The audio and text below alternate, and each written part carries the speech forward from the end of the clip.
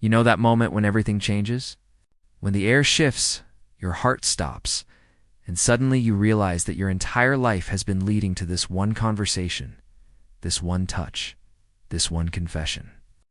For me, that moment happened on a Tuesday afternoon in March, with my best friend sitting shirtless on the edge of my bathtub, his hands trembling slightly as he handed me a razor and whispered, "I trust you." I didn't know then that those 3 words would unravel everything I thought I knew about friendship, about vulnerability, about love itself.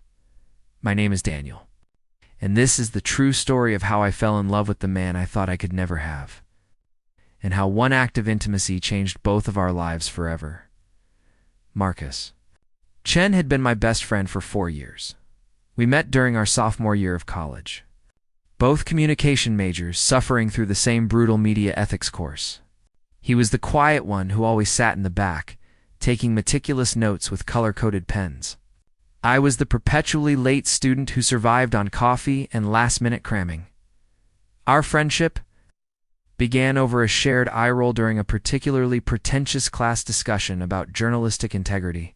After class, he'd approached me with that characteristic half-smile of his. "I'm Marcus," he'd said, extending his hand with an almost old-fashioned formality. "And I think we're the only 2 people in that room who aren't completely insufferable." I'd laughed, shaking his hand. "And you're absolutely right." From that moment, we were inseparable. Marcus was everything I wasn't. Organized, thoughtful, quietly confident. He had this way of observing the world with careful attention, noticing details that everyone else missed. The way someone's voice changed when they were lying. The exact shade of sunset that made the campus quad look magical.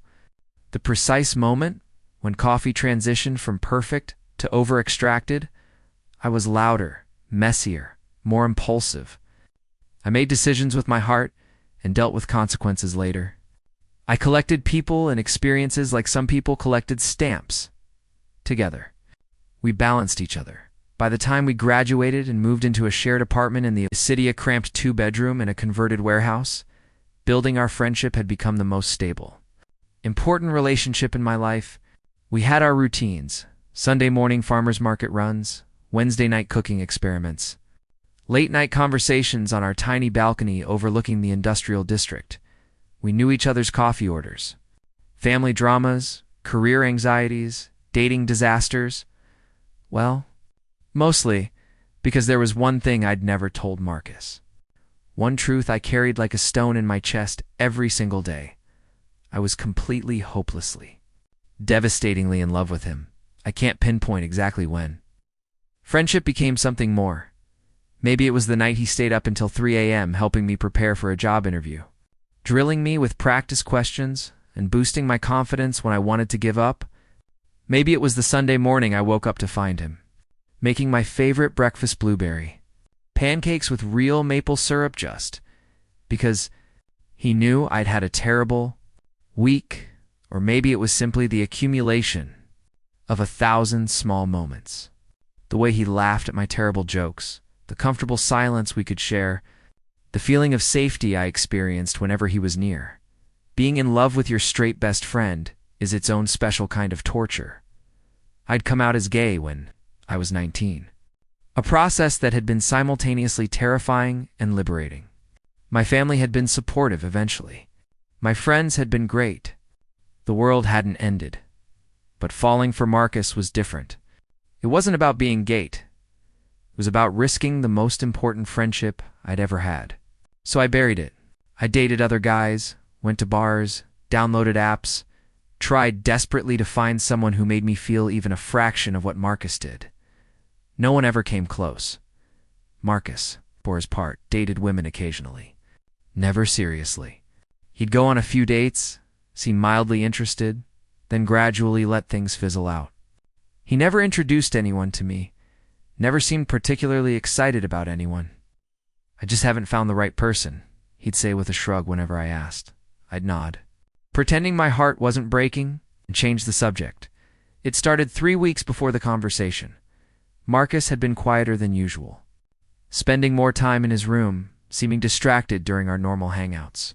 I'd noticed but hadn't pushed one of the unspoken.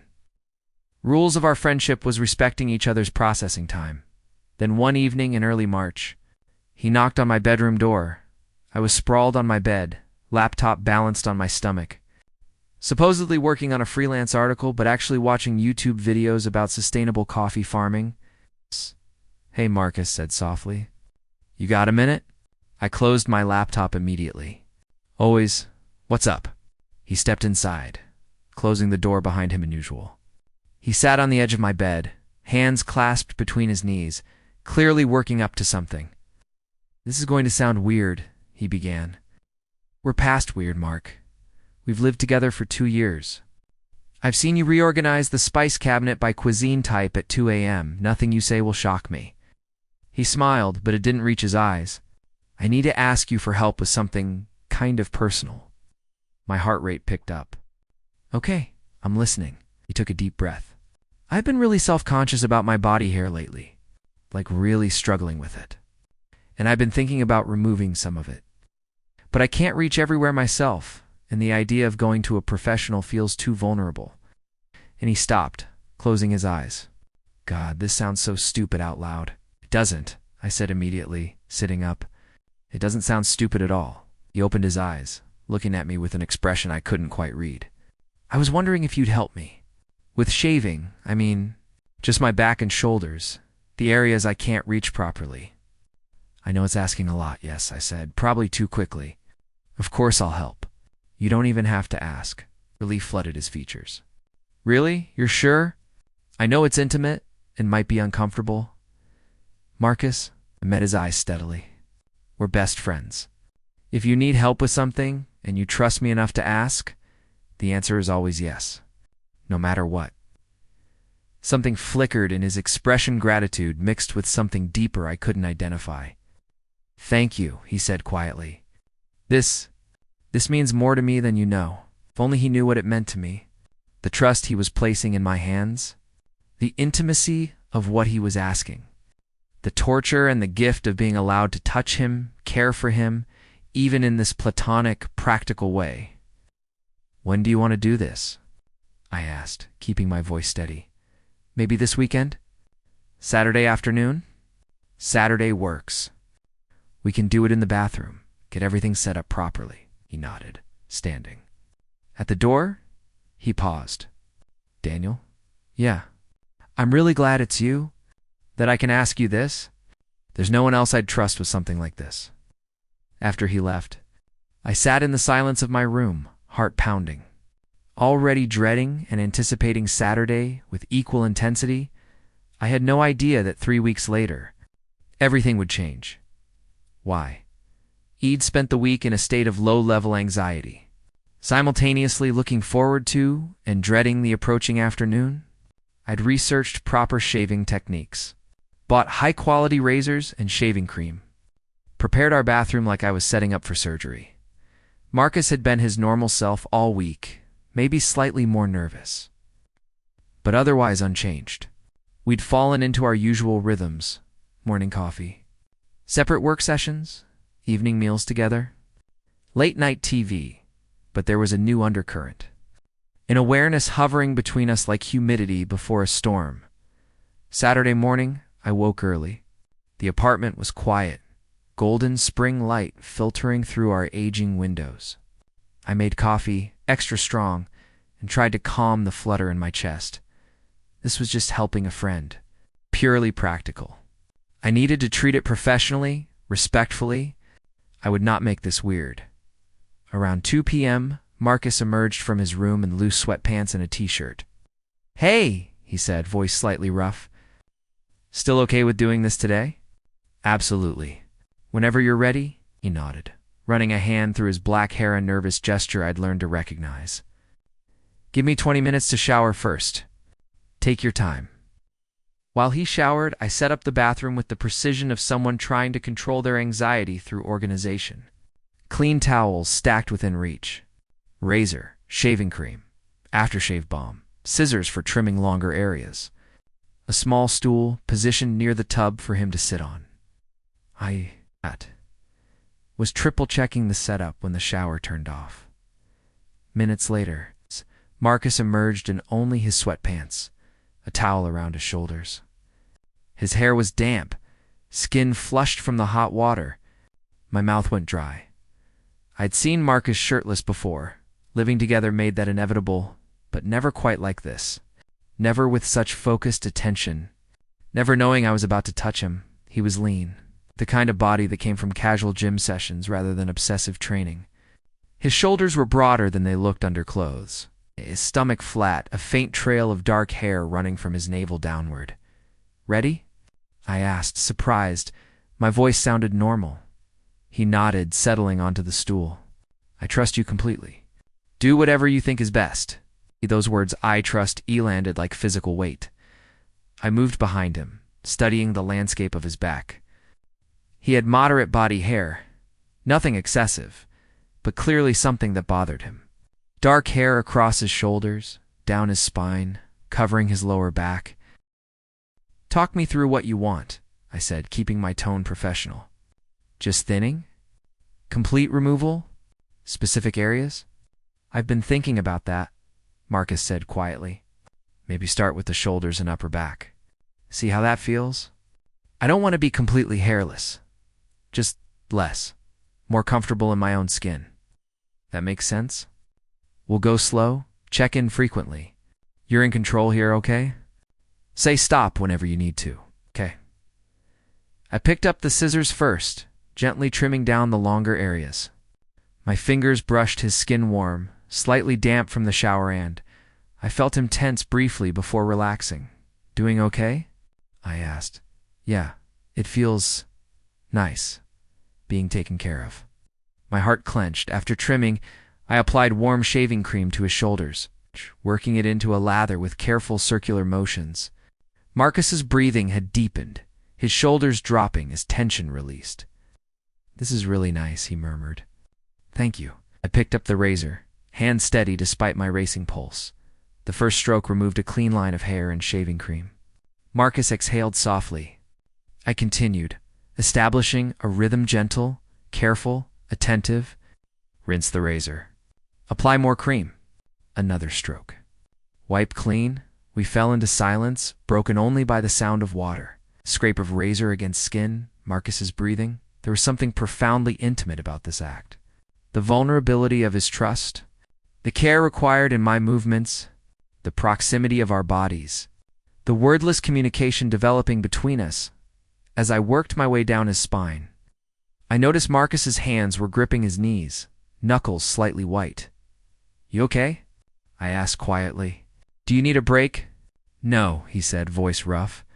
"Don't stop, please," I continued, mesmerized by the revelation of smooth skin beneath the shaving cream, by the curve of his spine, by the way his body responded to my touch.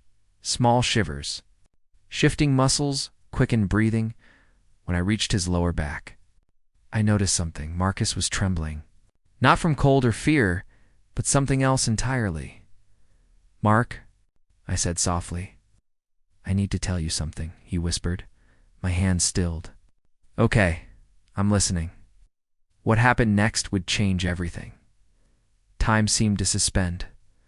I was kneeling behind Marcus, razor in one hand, the other resting gently against his lower back to steady my work. His skin was warm beneath my palm, his breathing uneven. "I need to tell you something," he'd whispered, voice raw with emotion. "I'm listening," I said, keeping my voice soft, non-threatening.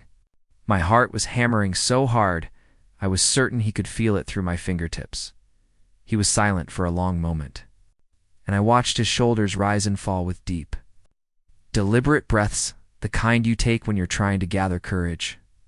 "This isn't really about the body hair," he finally said. I froze.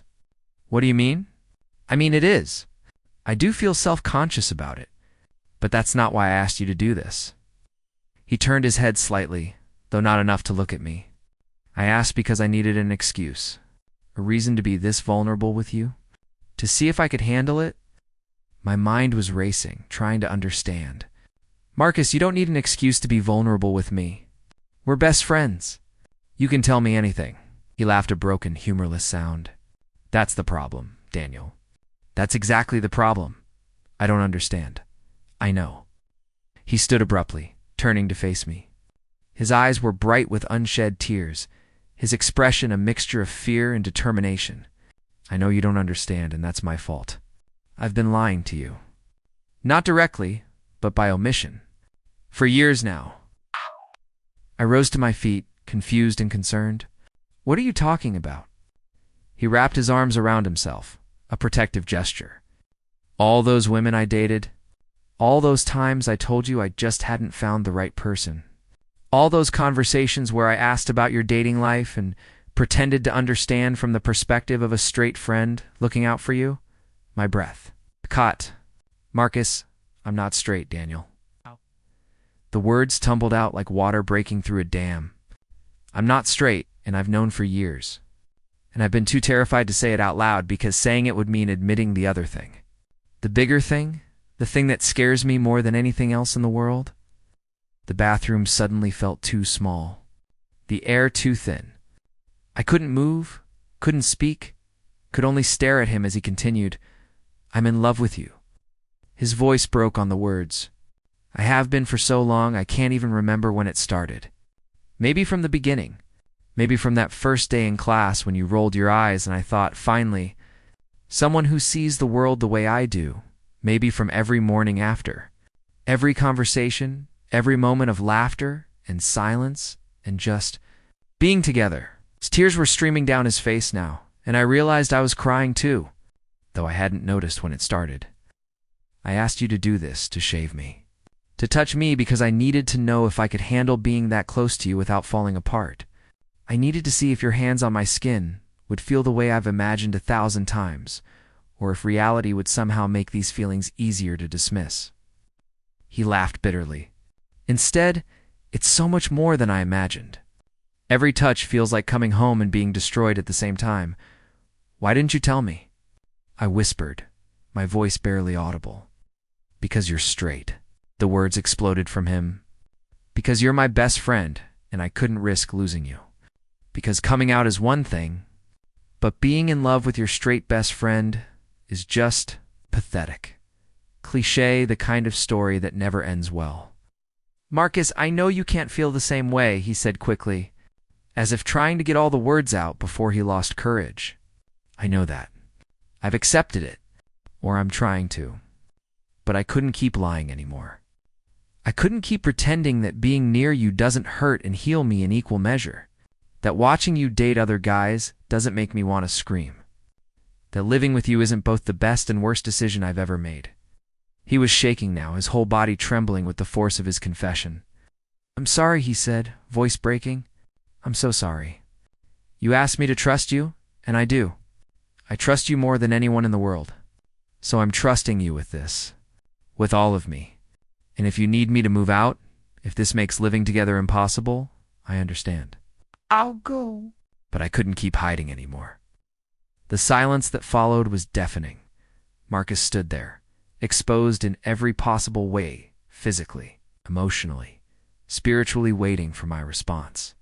For rejection, for the friendship to shatter instead, I started laughing.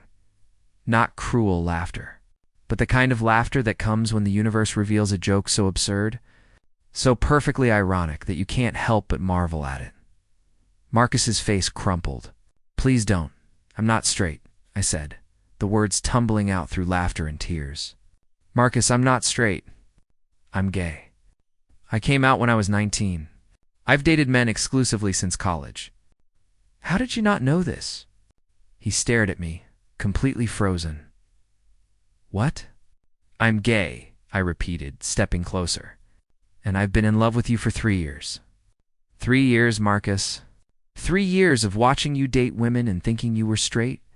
3 years of convincing myself that my feelings were impossible and destructive and needed to be buried. 3 years of sleeping 10 feet away from the person I want most in the world and pretending I was fine. Did the women, he said weakly, you saw me date because I thought that's what I was supposed to do? His voice rose. I thought if I tried hard enough, if I dated the right woman, if I performed being straight convincingly enough, these feelings would go away, that you would go away. But you never did. You never fucking did. We stood there, staring at each other, the weight of mutual revelation settling between us like snow.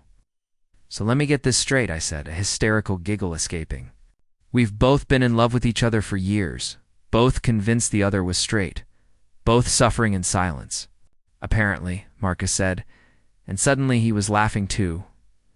That beautiful, genuine laugh I loved so much. We're idiots. Complete idiots. The laughter faded, leaving us in charged silence. Marcus was still shirtless, his back half-shaved, shaving cream drying on his skin. My hands were still damp from the razor work. We were close enough to touch, but not quite touching, separated by years of assumption and fear. What happens now? Marcus asked quietly. I took a step forward, closing the distance. Slowly, giving him time to pull away, I reached up and cupped his face in my hands. His skin was warm, slightly rough with stubble along his jaw. He leaned into the touch, eyes closing. Now I said softly, we stop wasting time. I kissed him. After years of dreaming, wondering, Ake and I finally kissed Marcus' chin. It wasn't dramatic or passionate at first. It was tentative, questioning both of us, afraid to break the spell. His lips were soft, slightly chapped, tasting faintly of the mint tea he'd drunk that morning. He made a small sound surprise or relief and then he was kissing me back. His hands came up to grip my waist, pulling me closer, and the kiss deepened. Years of longing poured into it. All the words we'd never said, all the touches we'd denied ourselves. I threaded my fingers through his damp hair, angling his head to deepen the kiss further, and he responded with intensity that made my knees weak. We broke apart, breathing hard, foreheads pressed together. Holy shit, Marcus whispered. Yeah, that was I know. We stood like that for a moment, just breathing each other's air, trying to process the seismic shift in our reality. You're back, I said suddenly, pulling back slightly. We should finish. The shaving cream's getting crusty, he laughed, the sound bright and free. Only you would think about grooming logistics right now. I started a job. I'm going to finish it properly, I said with mock seriousness. Professional standards. God, I love you, he said, and then his eyes went wide. I can just say that now. Out loud. I love you, Daniel. My heart felt too large for my chest. I love you too, so much. For so long, we kissed again, slower this time, savoring it. When we finally pulled apart, I gestured to the stool. Sit. Let me finish this properly. Marcus settled back onto the stool. But everything was different now. The nervous tension had transformed into something electric, charged with possibility. When I resumed my work, wiping away the dried shaving cream and reapplying fresh foam, every touch carried new meaning. This feels different, Marcus murmured. What does? Your hands on me.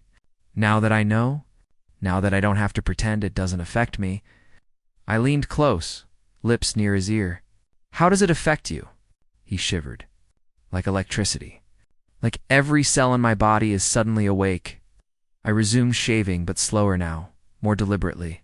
Each stroke of the razor was an act of devotion. Each wipe of the towel a caress. Marcus's breathing had become uneven again, but for entirely different reasons. Tell me something, I said softly, working on his shoulder blade. When did you know? That you had feelings for me? He was quiet for a moment, thinking. Remember that night in junior year when I had that terrible flu? You stayed up all night taking care of me, making soup, changing my fever rags, watching terrible movies with me, even though you had an exam the next day. Of course, you were miserable. I woke up at 3 a.m. and you were asleep in the chair next to my bed, your hand still holding mine. And I remember thinking, I want this person in my life forever. I want to wake up and find him here every day. That's when I knew it wasn't just friendship anymore. My hand trembled slightly. That was 3 years ago. 3 years of loving you silently, he confirmed. What about you? I thought back, memory flooding in. Remember the week after graduation? We'd just signed the lease on this apartment, and we spent that entire Saturday building IKEA furniture? Marcus laughed. That terrible bookshelf that took 6 hours? You were so patient with me, even though I kept putting pieces on backward. and at one point you had this smudge of sawdust on your cheek. And you were laughing at something stupid I'd said. And the sunset was coming through the window, lighting up your face. And I just knew, I was completely gone for you. 3 years, Marcus said softly. We wasted 3 years. No. I finished the last stroke on his back, setting down the razor. We weren't ready. We needed to grow, to become the people who could handle this. I gently turned him around to face me, taking in his expression, vulnerable, radiantly happy. And now we're ready.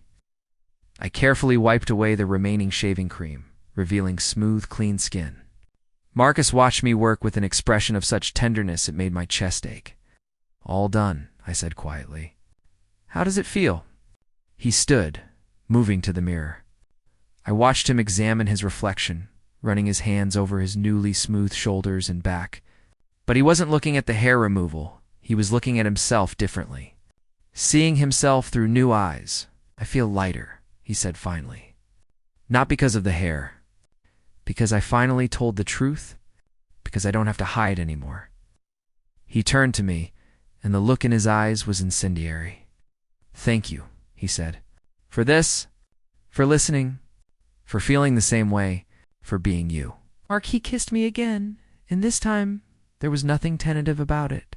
This kiss was claiming, promising, celebrating. His hand slid up my back, pulling me flush against him. I could feel his heart pounding against my chest, matching my own racing rhythm. When we broke apart, we were both breathing hard. We should probably talk, Marcus said, though his hands hadn't left my waist. About what this means. About how we move forward. We should, I agreed. Definitely. Very important conversation. Neither of us moved. Or, Marcus said, a smile playing at his lips, we could continue this conversation somewhere more comfortable. Like the couch? Or your room? Or mine? I asked, grinning. Yours is closer. We made it approximately 3 steps before stopping to kiss again. Stumbling into the hallway like teenagers, laughing between kisses, hands exploring with the desperation of people who'd been denied too long. We had years to make up for. Years of touches, kisses, intimacy, and we were going to savor every single moment. We ended up on my bed, though ended up suggested more accident than the deliberate decision it was. The late afternoon light slanted through my window, painting everything in shades of gold and amber. Marcus lay beside me, propped up on one elbow, his free hand tracing idle patterns on my arm. We'd spent the past hour kissing, touching, exploring this new permission to be close. Nothing rushed, nothing pushed afar, just the joy of finally being allowed to touch each other without pretense. I keep thinking I'm going to wake up, Marcus said softly. That this is some elaborate dream? If it is, we're sharing the dream, I replied, running my fingers through his now dry hair. Which is pretty impressive, psychologically speaking. He laughed, pressing a kiss to my shoulder. How are you so calm about this? We just completely appended our entire friendship.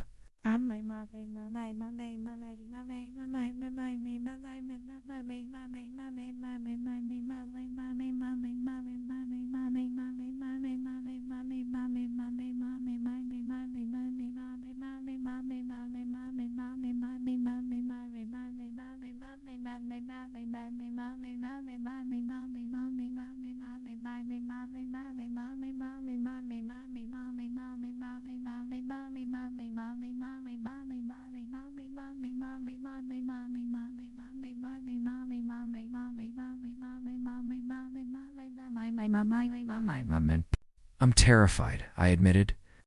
But I'm more terrified of going back to how things were, of pretending. I'd rather face the unknown with you than face certainty without you.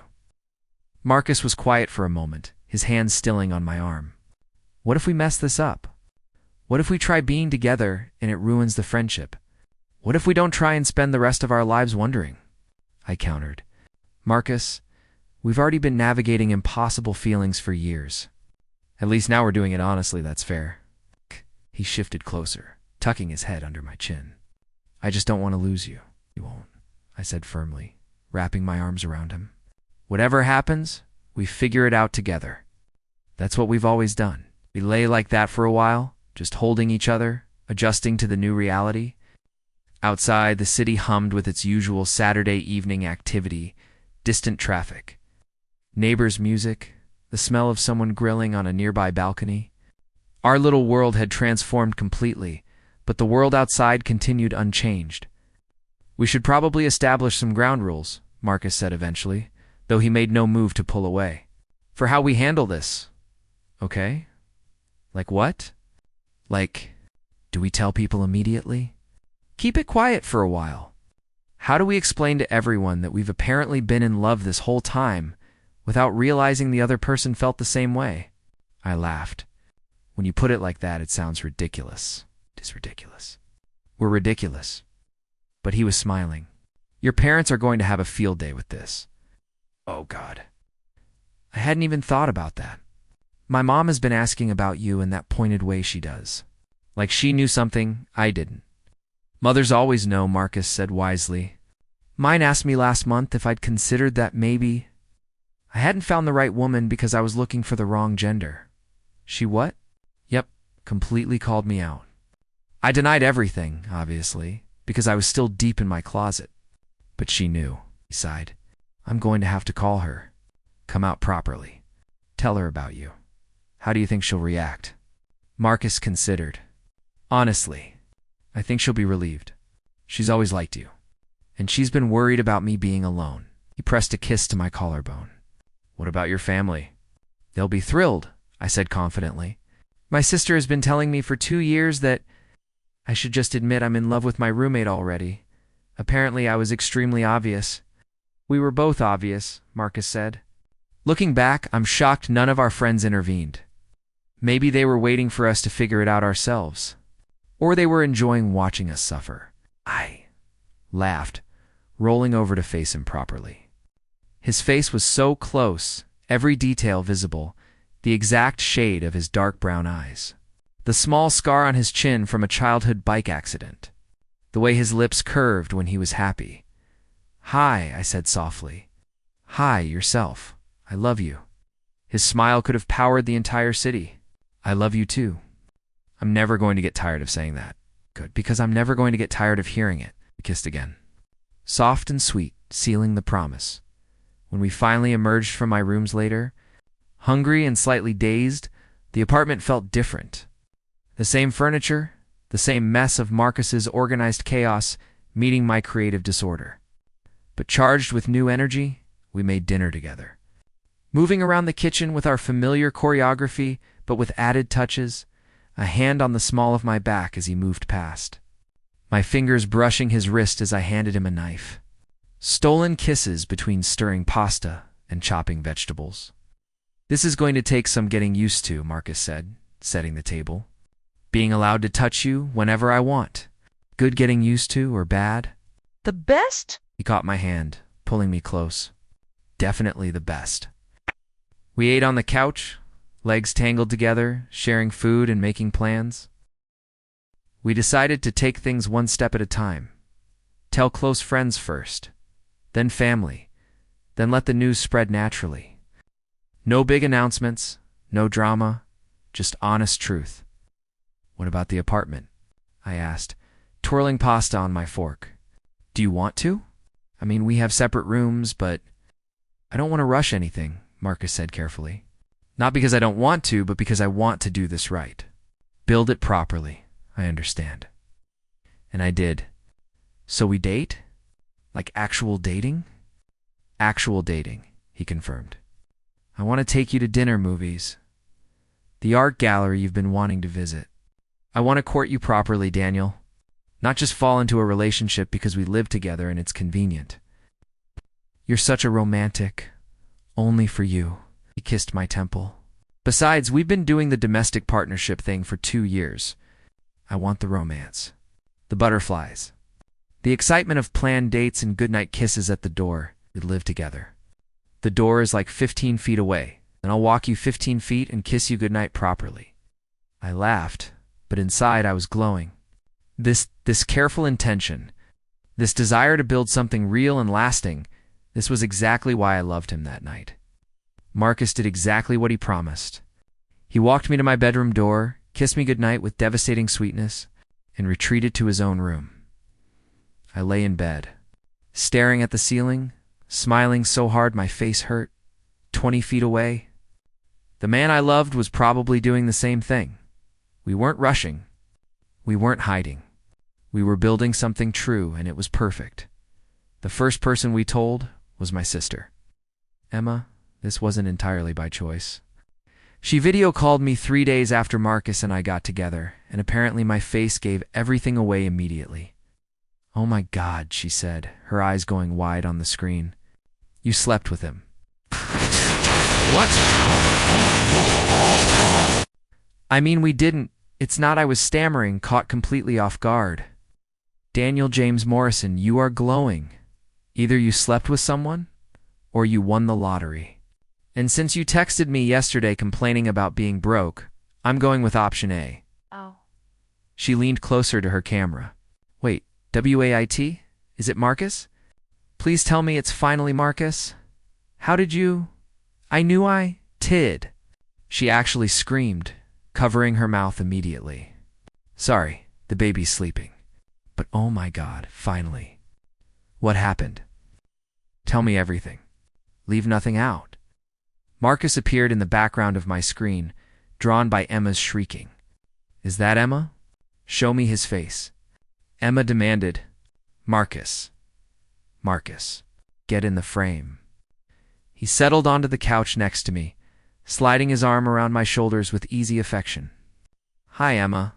You two are dating," she said, pointing at us through the screen. "This is the best day of my life. Better than my wedding. Better than childbirth. This is everything. Your priorities are concerning," I said, but I was laughing. "Shut up. I've been watching you two pine for each other for years. Do you know how painful that was? Like watching the world's slowest romantic comedy." She wiped fake tears. "My baby brother finally found his person. I'm emotional." Marcus squeezed my shoulder. "I like to think I was worth the wait." "You absolutely were," Emma said warmly.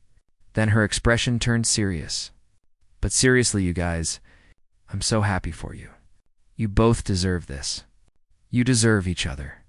After we ended the dilemma, making us promise to visit soon so she could celebrate properly, Marcus and I looked at each other. "Well," I said, "that went well." "One down," Marcus said. Several dozen to go. His conversation with his mother was more complicated. I sat beside him on the couch, holding his hand while he made the call. His mother answered on the second ring, her face filling his phone screen. Dr. Linda Chen, psychology professor, with Marcus's same thoughtful eyes. "Marcus, what a nice surprise. Is everything okay?" "Hi, Mom. Yeah, everything's good. Actually, everything's really good. But I need to talk to you about something important." I watched her expression shift to focused attention, the way it probably did with her students. "I'm listening, sweetheart." Marcus took a deep breath. "Mom, I'm gay." The silence stretched for maybe 3 seconds in eternity when you're coming out. Then Linda Chen smiled. "Thank you for telling me. I know that couldn't have been easy." Marcus blinked. That's it? You're not surprised? Should I be?" "Marcus, I've known you were queer since you were 14. I was just waiting for you to figure it out and feel safe enough to tell me." "UKNEW." Marcus's voice cracked with disbelief. "I'm a psychologist, darling. And your mother." "Of course I knew." Her expression softened. "I've just been waiting for you to trust me with it." "I'm honored you're telling me now."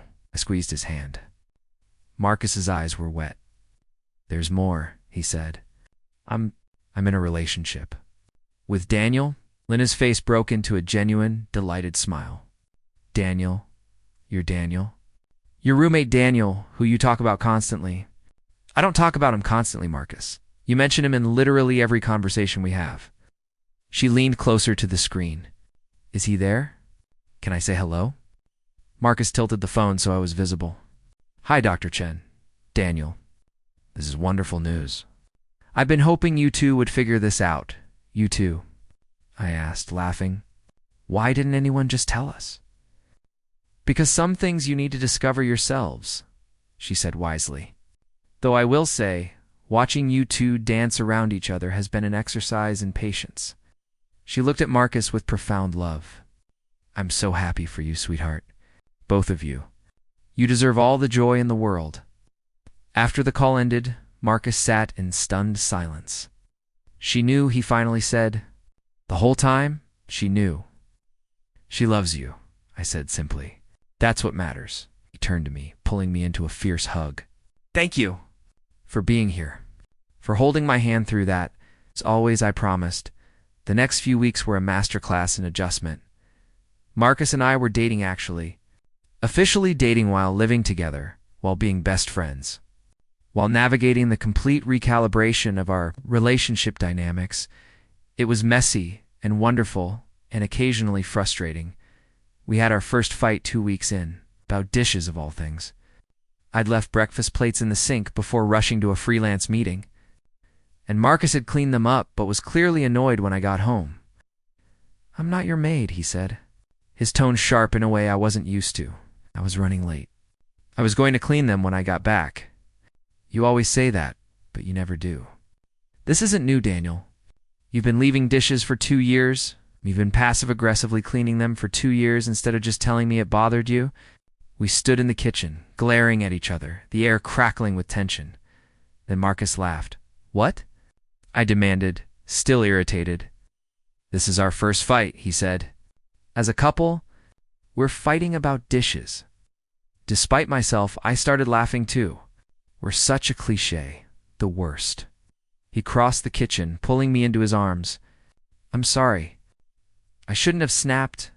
I should have communicated better. No, you're right. I need to be more aware of shared spaces. I'll do better. We kissed, the fight dissolving as quickly as it had sparked. This is going to happen, Marcus said seriously. We're going to annoy each other sometimes. Have disagreements. The fact that we're dating doesn't erase that we're also roommates with different habits. I know. But we talk about it. We work through it. Exactly. We did. Every small friction became an opportunity to communicate better, to understand each other more deeply. We learned each other's boundaries, pet peeves, love languages. I learned that Marcus needed alone time after work to decompress, and that my tendency to immediately want to talk about my day could be overwhelming. He learned that I needed physical affection as reassurance, and that silence didn't mean I was upset. We also learned the beautiful things, the ways we fit together, even better as romantic partners than we had as friends. Marcus started leaving little notes around the apartment. Post-its on the bathroom mirror saying, "You're beautiful." Sticky notes on my laptop, "Proud of you." Oh. Simple affirmations that made my heart swell every time. I started making him breakfast on weekends, learning exactly how he liked his coffee, remembering that he preferred his eggs scrambled with a little cheese and chives. Our first official date was to that art gallery I'd mentioned, a photography exhibition exploring queer identity through portraiture. We walked through the gallery hand in hand, stopping to discuss pieces that moved us, seeing ourselves reflected in the art. Look at this one, Marcus said, pointing to a photograph of 2 men, elderly, holding hands on a park bench. The caption read, "Together, 50 years. That could be us," I said softly. "In 50 years?" He looked at me, eyes shining. "You think so?" "I know so." He kissed me there in the gallery, surrounded by images of queer love and resilience and joy. It felt like a promise. 6 months later, our friend group threw us a finally got-together party. It was equal parts celebration and roast. "I want everyone to know," our friend Jamie announced, raising a glass, "that I had money on this, taking at least another year. Daniel, Marcus, you cost me $50 by figuring your shit out too quickly." Too quickly. Marcus laughed. "We wasted 3 years. Compared to my estimate, that's speedy," Jamie said. Anyway, to Daniel and Marquez, the most oblivious couple in history. Everyone drank, laughing and cheering. Later, on our balcony overlooking the city, Marcus and I stood together in the cool autumn air. The party continued inside, but we'd slipped out for a moment of quiet. "Happy?" Marcus asked, his arm around my waist. "Extremely." I leaned into him. "More than I ever thought possible." We'd settled into a rhythm over the past months. We still maintained separate bedrooms, Marcus's. Insistence on doing this right meant taking things slow physically, making sure our relationship was built on more than just proximity and convenience. But we'd recently started talking about maybe combining spaces, getting a bigger place together, building something intentional. I've been thinking, Marcus said carefully, about the future. Yeah, I want this. Forever, I mean. I know it's only been 6 months officially, but we've been building toward this for years. And I can't imagine my life without you in it. Not as a roommate, not as a friend, but as my partner. My heart was pounding. Marcus, I'm not proposing, he said quickly. Not yet. We're not ready for that. But I'm telling you my intention. I want forever with you, Daniel. I want to build a life together. Face whatever comes. Grow old on that park bench. Tears were streaming down my face. I want that too. So much, then let's do it. Let's find a new place. One that's ours from the start, where we choose everything together, not just making do with whatever fit the budget when we were broke postgrads. I turned in his arms, facing him fully. Are you sure? I've never been more sure of anything. He cupped my face in his hands. You're it for me. You've always been it for me. I just needed to be brave enough to see it. We both did, I said. We needed to be brave enough to be vulnerable, to trust. The universe knew what it was doing, Marcus said softly. That day you asked me what I needed. When I asked you to help me shave, I was so terrified, but I trusted you. And that trust, it opened everything. I thought back to that afternoon, the bathroom, the razor, the confession, how everything had changed in a single moment of vulnerability. I'm glad you asked me, I said. I'm glad you trusted me with that. With all of you. It's yours, he said simply. All of me. For as long as you want it. Forever, I promised. I want forever. We kissed as the city lights twinkled below us, as our friends celebrated inside. As our future stretched out bright and full of possibility, the new apartment was perfect. 2 bedrooms, one we used as an actual bedroom, one converted to a shared office space, a kitchen with enough counter space for both of our cooking styles, a living room with enormous windows that filled the space with light, a balcony where we had morning coffee and evening conversations. Most importantly, it was ours. Chosen together, built together, a physical manifestation of the life we were creating. I was working from the office when Marcus came home, calling out his arrival, in here. I shouted back. He appeared in the doorway, loosening his tie. How's the article coming? Almost done. How was your day? Long budget meetings. He crossed to my desk, leaning down to kiss me. But better now. It was such a simple exchange, domestic, ordinary, the kind of conversation couples have thousands of times, but it still made my heart skip. This was what we'd built. Not just romance, but partnership. Life. Home. I got something in the mail today, Marcus said, pulling an envelope from his bag. From the publisher. I sat up straighter. Marcus had been working on a book, a memoir about identity, vulnerability, and finding love in unexpected places. He'd been writing it for months, and I'd had the privilege of being his first reader. And he broke into a huge smile. They want to publish it. Ah! I leaped up, pulling him into a spinning hug. Marcus, that's incredible. There's more. Pulled back, eyes shining. They want to market it as a queer love story. Our story, with your permission to include you. Of course you have my permission. This is amazing. They're particularly interested in the shaving scene, he said, laughing. Apparently it's a powerful metaphor for vulnerability and trust in relationships. Look at you, being all literary and metaphorical. I learned from the best. He kissed me again. Thank you for letting me tell our story, for being part of it, always. That evening, we celebrated on our balcony with wine and takeout, toasting to Marcus's success and our continued journey together. You know what I was thinking about today? Marcus said, refilling our glasses. What? That moment when you asked if I was okay, when you were shaving my back, When I realized I couldn't keep hiding anymore, how terrified I was. And I'm so grateful for that fear. For pushing through it, because it led to this. He gestured around us the apartment, the life US. All of this best decision you ever made? Second best, he corrected. The best was trusting you in the first place. Everything else followed from that. I raised my glass. To trust, then, and vulnerability. And having the courage to speak truth even when it's terrifying? To love, Marcus added. In all its messy, complicated, beautiful forms, we clinked glasses, drinking as the sun set over the city, painting our new home in shades of gold and amber, later, getting ready for bed. I watched Marcus in the bathroom mirror as he went through his evening routine. He caught me looking and smiled. What? Just appreciating you, I said honestly. How far we've come, he turned, crossing to where I stood. We've come far, but we've got so much further to go, I said, pulling him close. I want every single mile with you. You've got me, he promised. For every mile, every moment, everything. And there in our home. In the life we'd built from trust and vulnerability and courage, we kissed. Not as the ending to our story, but as the continuation of it, because some love stories don't end. They just keep growing, deepening, becoming more beautiful with every chapter. Ours had started with a simple request. I need your help with something. And it had led us here.